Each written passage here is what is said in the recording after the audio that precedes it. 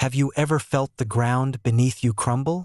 When the storms of life rage and the weight of the world presses down, where do you find your footing? In these moments of profound adversity, we are not defined by the challenges we face, but by the strength we find within. This isn't just a battle against external circumstances. It's an unseen battle waged within the landscapes of our own minds. It is the battle for confidence. Not the fleeting, arrogant kind, but a deep, unshakable belief in our ability to endure, to adapt, and to overcome.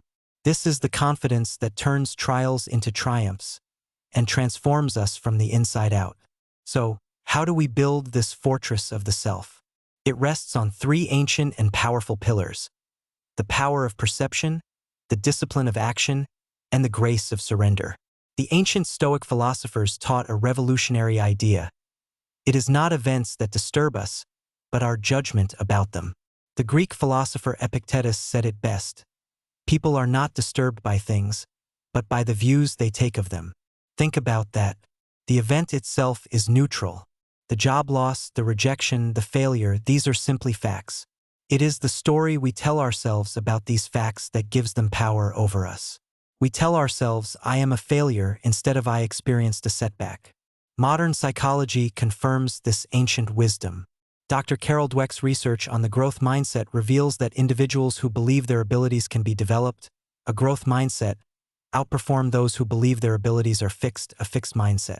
When you see a challenge as an opportunity to learn and grow, you reclaim your power. Neuroscience shows us that this is a trainable skill. Through practices like mindfulness and cognitive reframing, we can literally rewire our brains to choose more empowering perspectives. When you consciously choose to see the lesson in the loss, the opportunity in the obstacle, you are laying the first foundation stone of unshakable confidence. Confidence is not a passive state. It is a byproduct of action. You cannot think your way to confidence. You must act your way into it. The smallest, most disciplined actions, repeated over time, build a momentum that becomes unstoppable. As the great speaker Jim Rohn often said, discipline is the bridge between goals and accomplishment. It's not about grand, heroic gestures. It's about the daily commitment to show up, especially when you don't feel like it. It's the writer who writes 1 page a day, the runner who runs 1 mile a day, the entrepreneur who makes 1 cold call a day. This is where the Buddhist concept of right effort becomes so powerful. It is the steady, mindful application of energy towards what is wholesome and constructive. Each small action is a vote for the person you want to become. With each vote, your belief in yourself grows. You are no longer hoping for confidence. You are building it, brick by brick. This may sound like a paradox, but the final pillar of unshakable confidence is the grace of surrender. This is not giving up. It is the wisdom to accept what is outside of our control. The Stoics called this the dichotomy of control. Focus on what you can control, your thoughts, your actions, your responses, and accept the rest with equanimity.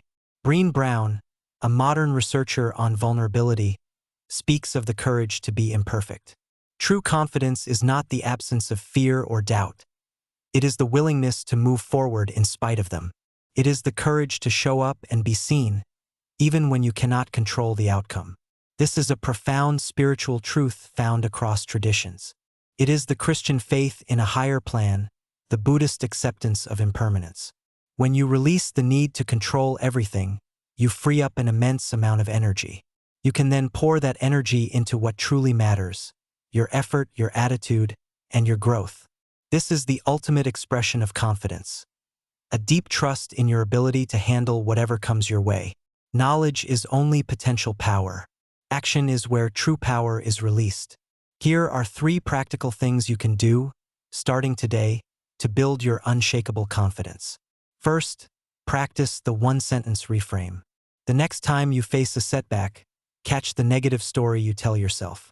Then consciously reframe it into a single, empowering sentence. Instead of "I can't handle this," try "I am capable of figuring this out." Write it down. Say it aloud. This simple act begins to rewire your brain. Second, implement the 2-minute rule. Choose one small, positive action you've been procrastinating on. Could be meditating, reading a page of a book, or doing a single push-up. Commit to doing it for just 2 minutes. As James Clear, author of Atomic Habits, explains, the goal is to make the habit of showing up easy. This builds the discipline of action. Third, conduct a control audit. At the end of your day, take a piece of paper and draw a line down the middle. On one side, list the things that caused you stress. On the other, write down whether each item was within your control or outside of it.